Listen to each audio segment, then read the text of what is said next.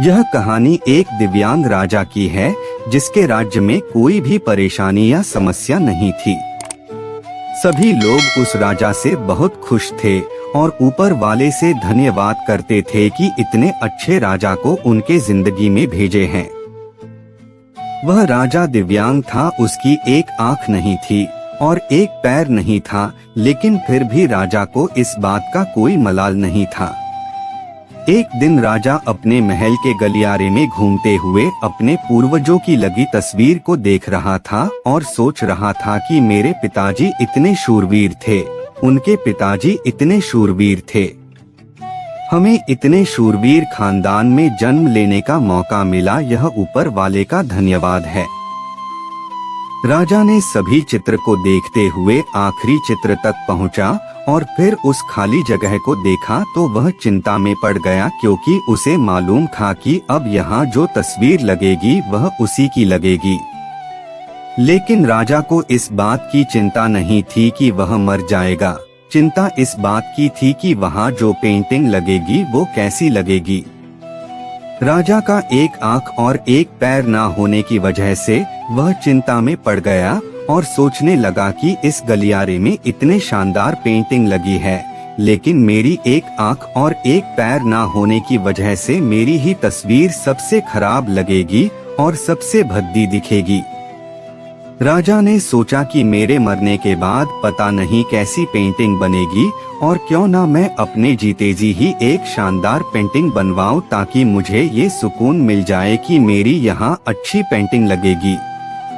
अब उस राज्य में ऐलान करवा दिया गया और सभी पेंटर्स को बुलाया गया और कहा गया कि जो भी पेंटर राजा का शानदार पेंटिंग बनाएगा उसे शानदार इनाम मिलेगा।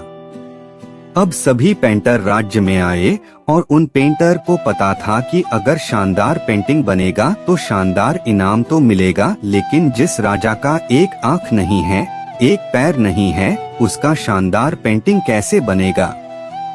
पेंटर सोच रहे थे कि इनाम का तो पता नहीं, लेकिन अगर शानदार पेंटिंग नहीं बनी और राजा गुस्सा हो गया तो सजा मिलेगी, इसीलिए बड़े बड़े चित्रकार भी आगे नहीं आए।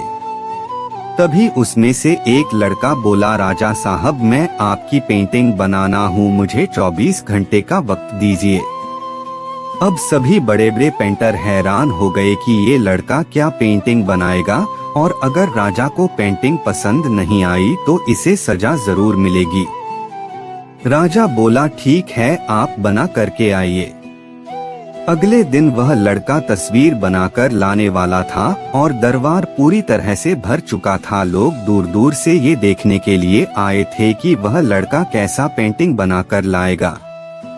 अब लड़का जब उस राजा की पेंटिंग बनाकर लाया तो लोग आश्चर्यचकित रह गए। सब लोग जोर जोर से तालियां बजाने लगे, सीटी बजाने लगे और जब राजा ने उस पेंटिंग को देखा तो वह खुश हो गया और बोला कि वाह, इससे अच्छी पेंटिंग तो इस पूरे गलियारे में नहीं है।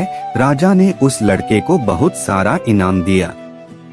अब आप सोच रहे होंगे कि उस राजा की क्या पेंटिंग बनी होगी जिसकी एक आंख नहीं है और एक पैर नहीं है, कैसा पेंटिंग बना होगा।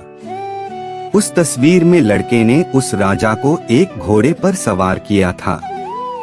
एक साइड से उस राजा का एक पैर दिख रहा था और राजा तीरंदाजी करते हुए निशाना लगा रहा था और निशाना लगाते वक्त एक आंख बंद हो जाती है और उस लड़के ने उस राजा की वही आंख बंद की थी जो राजा के पास नहीं थी।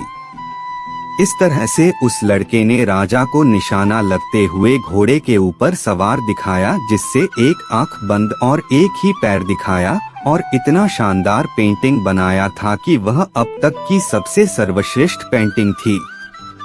उस लड़के के सामने भी चुनौती थी, संकट था, लेकिन उसने सकारात्मक का साथ नहीं छोड़ा।